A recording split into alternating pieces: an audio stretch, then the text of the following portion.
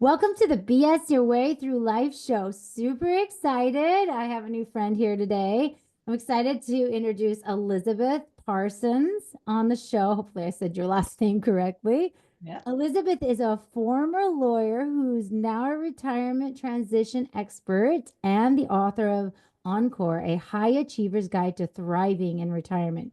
She helps people redefine what retirement looks like and find purpose in this new chapter of life.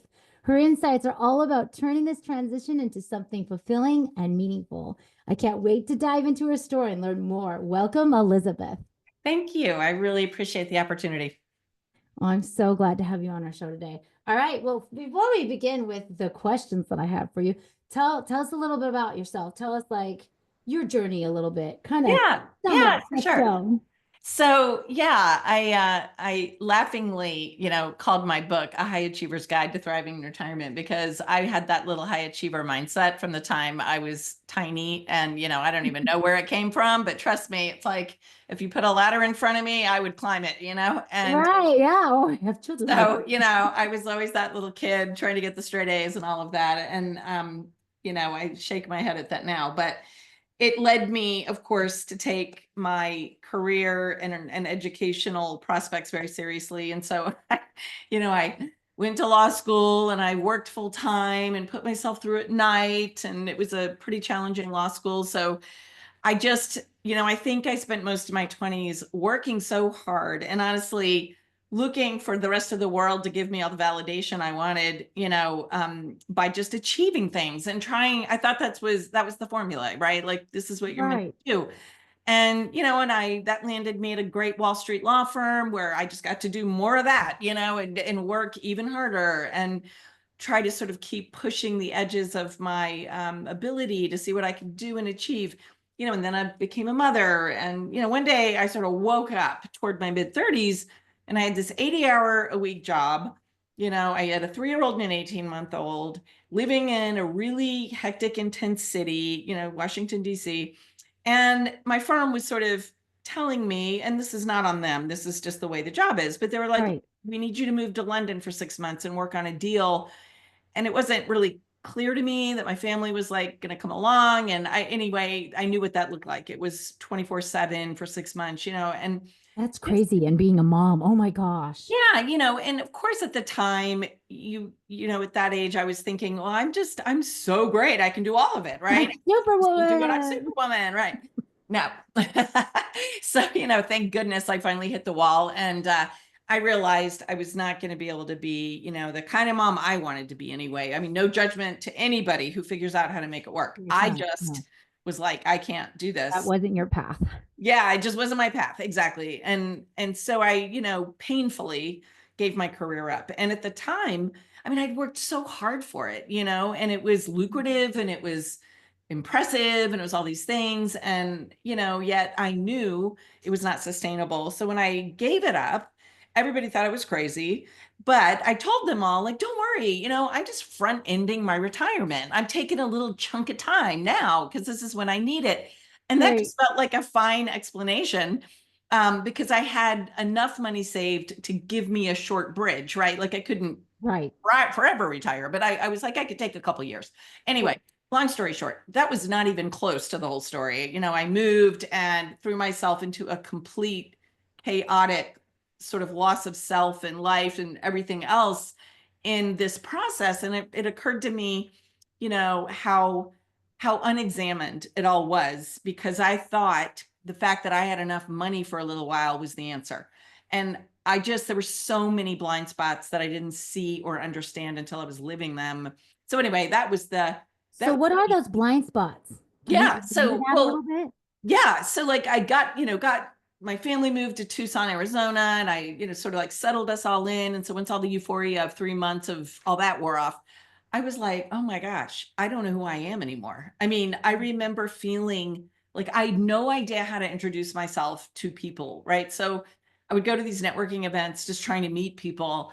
It was so mortifying because they, naturally ask me my name and what do you do? And I'd always Exactly. answer with like, oh, well, I used to be a lawyer at Millbank, and they'd look at me like, what? Like, what's a Millbank? Anyway, like, they didn't even heard of my firm, and anyway.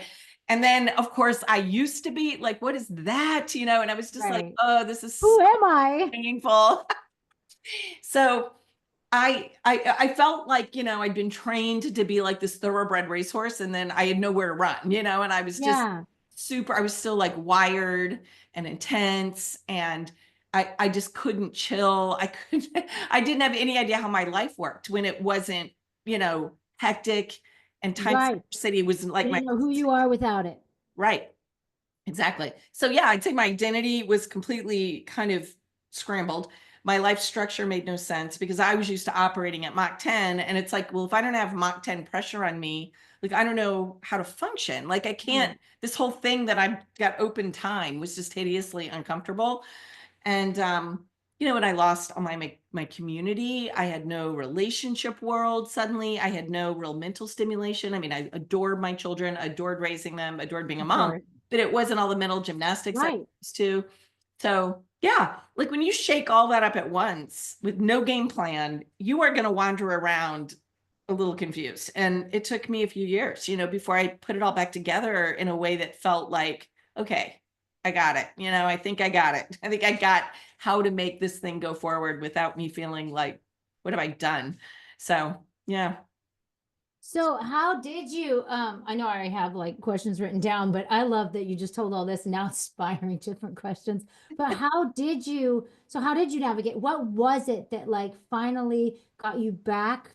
Was it one thing or a Yeah. different yeah, like what was it that got you back on the aha path or the I know who I am or defining yourself again? Well, you know what it was is the utter confusion I felt left me certain that I just didn't understand like the whole situation. And so my default when that happens is to go learn, right? So I was like, you know Yeah, what, I need to study stuff. Like I need to read. And so I was reading all these books about psychology and identity and like how, when people intentionally set out to like design their lives. What are they doing? What are they thinking about? How are they approaching it? Because that was nothing I'd ever done before. Like I was right, this little high achiever, and there was always another little gold star that I was chasing. And so I never stopped ever on that path to say, like, what do I want? It was right. more like, what does everyone else think I should do? Oh, And so it was like a brand new exercise in digging around in my own brain to figure out what I wanted. I mean, and the way I did it when my kids were, I just got up at like 4:30 in the morning, made a big pot of French press coffee, and I would write in my journal and read. And over, a few years, just suddenly all of these insights really became clear to me about, oh my gosh, I mean, I have been living a really narrow experience of life. And I've been mainly looking for the outside world to tell me I'm okay instead of me deciding what makes me okay, what that's makes me wow. happy. Yeah. That's a beautiful mindset change, that Yeah. mind shift. Yeah. Wow. Yeah. So, then I sort of reinvented my professional life and into this work, and all kinds of things. I mean, it really made me realize how narrow my thinking was, before. Right. And I don't know that I could have found my way to what feels like a much richer, more interesting life. Not that there's anything wrong with the Right. thing. I just, for me, I've been able to, be an author and a Yes. coach and a speaker, and I do some law still, but in a very different way. And, and I raised my kids. I mean, I feel really pleased with the variety of things I've been able to do. And I don't think I could have embraced it all without really, you know, just saying goodbye to the thing I was doing. It was Exactly. so in it. Yeah. Sometimes, like, well, actually, most of the time, it's the struggles that, or the sudden, like, Yes. that hits us that that leads us down to the path to the more beautiful life that we didn't know we could even have. Right, exactly. And so, when I work with my clients who are a little unsettled by the change that's coming, I mean, part of me says, well, you're getting out in front of it, and we're going to make a plan so it's not going to be as messy as it could be. Right. You know what? There's a little bit of beauty in the mess. The mess Yes, there is, is. Oh yeah, my gosh, yeah, yes. you know, and that's not something most of them are comfortable with because of course they're like, no, I get it right and I Exactly. things. No, stop being perfect. It's okay. Exactly. Like, in my church. So I'm Christian or whatever, but I served a mission for my church, and there was this thing that what's the word I'm looking for? I can't think of it. It's okay. I'll move on. Mother brain. Um, Yeah. but there was this missionaries often when they left their mission because you're so dedicated, you're so focused in Yes. the mission work, right? Then you go home and then all of a sudden you're like, oh my gosh, you're it's Now what? you Yeah. now what exactly? So they are not prepping, and it was amazing because a lot of missionaries when they'd come home they just kind of fall away, from the Yeah. church and just Yeah. like Yeah. and go the opposite direction to which they were going, and it's just like whoa. But then I had a very wise mission president before I left, and he actually prepped all of his missionaries before they left, like months before they left. Hey, you're going to be going home soon. I want you to start thinking about what your goals, what do you want in life when you go Yes. home? And I was Yes. just like, boom, oh my gosh, that's like the key. So it made me Yeah. when I was like, what you're doing for retirement, it made me think of that, like, oh my gosh, people don't talk about this Right. and talk Right. about how like it's important to think, well, what do I want when I'm not doing what I've been doing for years? Yes, exactly. And, It's a very similar thing. I agree. yeah. Yeah. And like for moms, especially like when Mhm. your kids grow, that's kind of like, especially if you're a Yes. stay-home mom, or even if you're a working mom, it's literally like you're retiring and you easily lose your It identity when it is comes to kids. so fabulous that you just said that because I included a segment in my book about like when you're Mothers need this so bad. yeah, like I have four and they're all, they've all launched. And Right. I remember like saying to myself at the time, like I feel like an out of work mother, like I retired from motherhood. I mean, of course I'm still a mother, but not in the same way. And Exactly. I included a segment in my book about it because I feel like it's got a lot of similar attributes because again you're at the service of motherhood and you're serving that purpose and you're serving those people and reacting to what they need. And so you often don't habitually ask yourself, right, like what you want and what else is important to you because you're very Right. consumed with that. So when it goes away, I think a lot of, freshly, like, when your kids are gone, you're sitting there thinking, like, now what am I supposed to do with myself and who am I and who Right. needs me, similar Right. stuff. Yeah. Exactly. And it's interesting because I have, friends who literally just gave their whole life to motherhood, and then they, like, to the point where they never really took care of themselves. And now that they're in their retirement years, Mhm. they're just absolutely falling apart. Their health is horrible and everything. And I Right. looked at that and I'm like, I don't want that. I'm going to start taking care of myself now and start Right. prepping now. How is it going to look for me when I don't have kids anymore? Right. I want to know who I am and I want to have like enjoyment and purpose and creativity. Right. And so, yeah. And what was something that was said in your about creativity? Um where is it? I had a question on this. Let's see. A Mhm. lot of high, okay, here it is. I think this one's it. A lot of high achievers struggle when they retire. They lose their sense of identity, which we discussed a little bit. What advice do you have to help them get through it? That's not the one on creativity, but that's still a really good one. Like, so what is your best advice on to help someone get through it when they feel like they have a loss of identity? Yeah, it's a really good question. And I mean, it takes you have to kind of live your way to the answer, but what I think is true is that when you understand what's going on with identity, it's a lot easier to do that. So what I Right. remind people about is that, and these are things I learned in all of that exploration, but our identities have pieces that are enduring, but we also have pieces that are more categorical because we often see ourselves through the roles we play in life.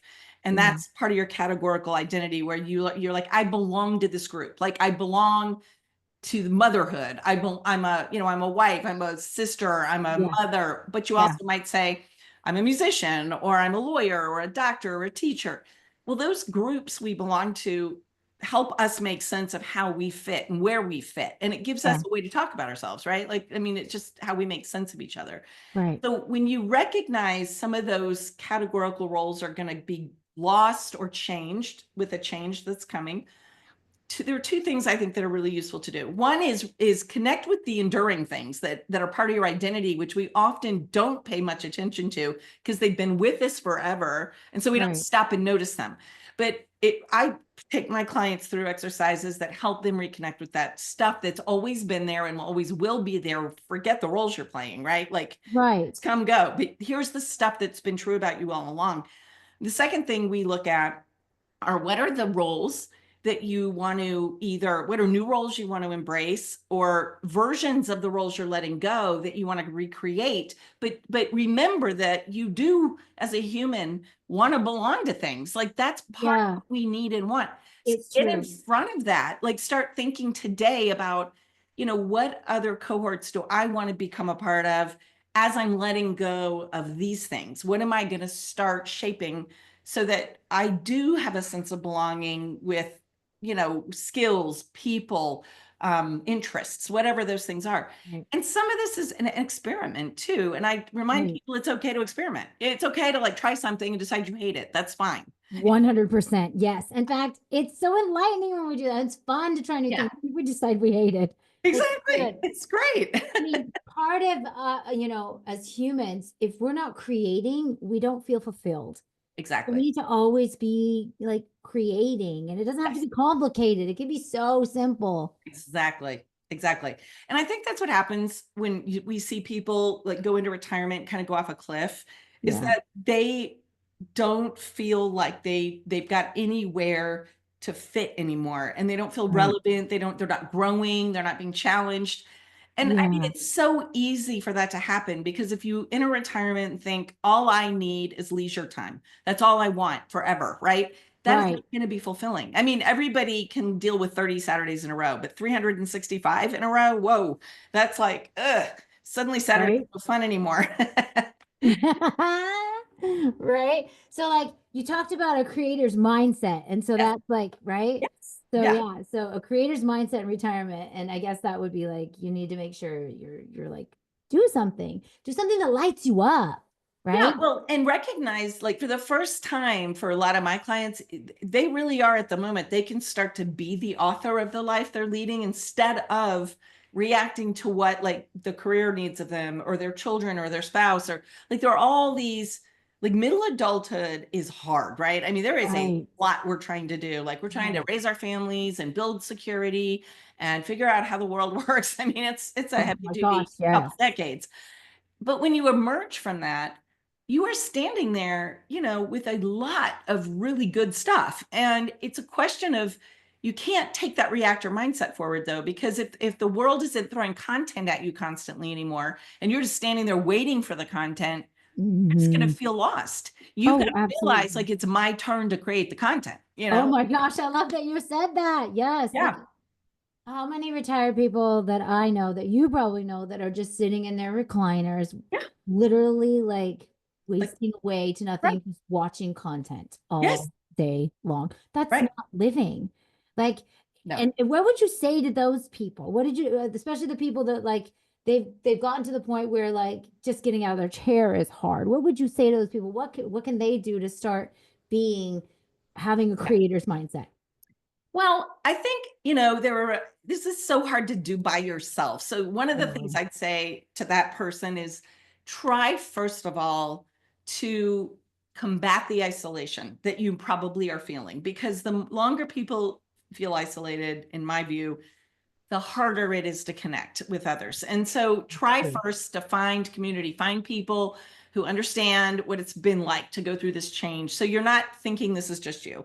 The second thing I'd say is think about like what are the dreams you gave up on, what are the dreams you have currently given up on, and ask yourself why you've given up. I mean, there were, as long as you're breathing on this planet, yeah, there's a possibility that you can go Yes. do something you've always wanted to do. Amen. And it's mostly up here in our heads where there's that critical voice saying, nay, nay, nay, you can't do this. It's too late.